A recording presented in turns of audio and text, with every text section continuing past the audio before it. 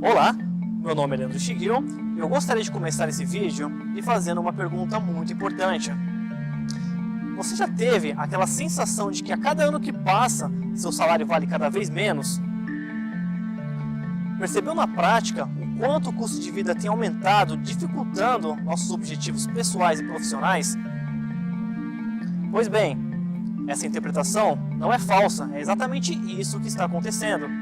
Prestes a completar 30 anos após o início da imigração de brasileiros no Japão, e com toda a experiência que adquirimos durante todos esses anos, ainda assim, a maioria de nós não sabemos como prosseguir nessa vida frenética que vivemos todos os dias no país do sol nascente. E para piorar, com o transcorrer dos anos, nosso poder de compra no Japão e no Brasil vem desabando devido a alguns fatores. No Brasil, por questões inflacionárias acompanhada pela desvalorização da moeda nacional, e no Japão em razão da estagnação econômica, aumento dos impostos e a falta de reajuste salarial. Para você entender melhor, eu vou ser um pouco mais analítico e gostaria que você observasse com atenção o gráfico a seguir. Em 1º de julho de 1994, após a implementação do Plano Real, um Dekaseki que poupava 300 mil ienes no Japão tinha em mãos um valor convertido de R$ 3.042. Depois de 23 anos, o valor de 300 mil ienes após a conversão aumentou 2,8 vezes a quantia nominal em relação ao valor atual e subiu para R$ 8.500, indicando uma valorização de 180% no período. Apesar de visualmente parecer ter ocorrido um ganho para o trabalhador que está no Japão, o que realmente aconteceu com o poder de compra do brasileiro que envia suas economias ao Brasil foi totalmente o oposto. Fazendo uma análise pelo salário mínimo, que é um identificador adequado e o índice mais justo para medir o poder de compra de um cidadão brasileiro, esse valor sofreu um declínio muito relevante e permanente. Em 1994, dos 47 salários iniciais que um Dekaseki conseguia ganhar e guardar após a conversão para o real, em 2017, mesmo que um trabalhador no Japão converta 100% do salário, ainda assim, esse valor de 300 mil ienes não ultrapassa mais que 9 salários mínimos do Brasil.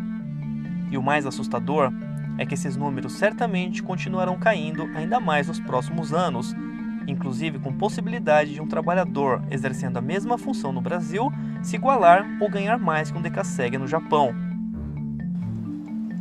Mas você sabe por qual motivo o salário do trabalhador no Japão não é reajustado adequadamente, sendo que ao mesmo tempo o custo de vida não para de aumentar?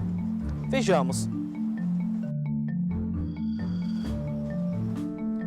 O Japão teve seu ápice de desenvolvimento econômico no fim dos anos 1980 e desde então vem enfrentando sérios problemas para manter ou melhorar a economia como um todo. É possível notar que em 1989, o Nikkei 225, que é o principal índice econômico do Japão, representava quase 39 mil pontos na Bolsa de Valores de Tóquio. Depois de quase 30 anos, esse número jamais voltou a ser o que era. Em uma outra análise, é possível observar que o país do sol nascente vem sofrendo estagnação econômica há muito tempo. E a consequência é a dívida pública que cresce excessivamente desde 1992, como é possível observar. Ao mesmo tempo que a estagnação econômica paralisa e diminui o poder de compra do trabalhador, a despesa interna aumenta gradativamente, colocando em risco todo o sistema financeiro do Japão. Em 1992, a dívida pública do país era de 70% sobre o próprio PIB. Atualmente, o débito contraído pelo governo aumentou ao ponto de quase quadriplicar esse número. Para frear essa iminente tendência catastrófica, além de aumentar o imposto sobre o consumo, certamente novas estratégias governamentais serão imprescindíveis para que o Japão consiga diminuir a maior dívida pública do mundo, que em 2016 foi de 250% sobre o próprio PIB. Em outras palavras, além da dívida pública japonesa ser a mais alta do mundo, como observado, esse valor representa atualmente mais de 11 trilhões de dólares. Mudar essa tendência econômica não é nada fácil para um país que envelhece muito rápido e que ao mesmo tempo sofre com a natalidade negativa que ocorre desde 2010. Caso a demografia do Japão continue avançando nesse ritmo, Em alguns anos, o número de falecimentos poderá ultrapassar 1 milhão de pessoas por ano a mais que o número de nascimentos. Outra situação da nação com a maior porcentagem de idosos no mundo também é preocupante. Devido ao envelhecimento da população, o número de decrépitos que procuram asilos no país explodiu ao ponto de multiplicar por 10 nos últimos anos. Se você mora atualmente no Japão, deveria refletir um pouco sobre todo esse contexto, pois se a dívida pública continuar aumentando ao mesmo tempo em que a quantidade de idosos também aumenta e dos jovens diminuem, chegará um momento em que ela se tornará impagável. E adivinha quem vai ser o primeiro a ser afetado?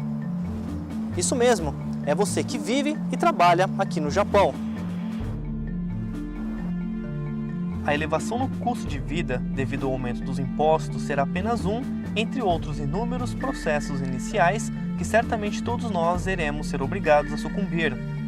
Além do aumento nos impostos, o governo pretende levar a inflação para 2% ao ano. Esse pequeno valor aparenta ser muito pouco inicialmente, mas para um trabalhador que não tem reajuste salarial e que ao mesmo tempo vive em um país que remunera o investidor com juro negativo, essa inflação acaba se tornando um rombo no orçamento familiar. Se o objetivo for concluído com êxito, uma família que ganha 600 mil ienes ao mês terá uma perda inicial de 144 mil ienes no primeiro ano, 290 mil no segundo ano, 440 mil no terceiro ano, 593 no quarto ano e assim consecutivamente até que o custo de vida se torne inviável caso o trabalhador não tenha um reajuste salarial ou uma outra fonte de renda. Será que você estará preparado para viver no Japão, juntar dinheiro, quando o imposto sobre o consumo, que é de atualmente 8%, estiver próximo ou acima de 20%? Isso mesmo, você não ouviu errado, eu disse 20% de tributação sobre o consumo, inclusive com possibilidade real de aumentar ainda mais essa margem. Vejamos o porquê. Em 1989, o imposto sobre o consumo foi introduzido no Japão e o valor de taxação era de 3%. 8 anos depois, em 1997, houve um pequeno reajuste e o valor subiu para 5%. Depois de 17 anos sem alteração no imposto sobre o consumo, finalmente em 2014 o governo japonês foi obrigado a elevar a tributação para 8%. Por razões econômicas e principalmente por questões políticas relacionadas a determinado partido, a previsão de aumento para 10% em abril de 2017 foi cancelada. Porém, o cancelamento temporário na elevação da tributação não altera o aumento exponencial da dívida pública dos últimos anos, somado a todos os outros problemas mencionados. Por esse motivo, existe uma grande possibilidade desses números saltarem a partir de 2019, ano em que o imposto sobre o consumo aumentará para 10%. 20% de imposto sobre o consumo pode parecer um absurdo atualmente, mas é a carga tributária que o Japão deveria adotar para impedir que a maior dívida pública do mundo continue se alastrando ao ponto de condenar toda a economia do Japão. Se fizermos uma análise mundial, é possível observar que os 8% de imposto de valor agregado cobrado pelo governo japonês é baixo, se comparado com a mesma taxação em outros países. Por incrível que possa parecer, o Japão tem um dos menores impostos sobre o consumo se comparado com outras nações de primeiro mundo. Enquanto o país tributa em 8% da população, a Alemanha arrecada 19%, a Espanha 21%, a Itália 22%, a Finlândia 24% e a Noruega 25%. E você sabe o que todos esses países têm em comum? Exatamente o que acontece atualmente com o Japão, o envelhecimento da população. Mas diferentemente dos outros países, o Japão ainda tem uma margem enorme para aumentar essa contribuição. Por esse motivo, não me causa espanto dizer que o imposto sobre o consumo em alguns anos chegará a 20% ou até mesmo excederá essa barreira caso uma excelente reforma política e principalmente econômica não for concluída com êxito nos próximos anos. Mas e você? Depois de avaliar toda essa conjuntura econômica no país do sol nascente, será que estará preparado quando esse dia chegar? Pense sobre isso. E o mercado financeiro? É possível se proteger ou ganhar dinheiro no Japão sem colocar em risco seu patrimônio? Esse será o tema e a continuação desse vídeo, que faz parte do e-book a segunda queda do Império Japonês. Não perca!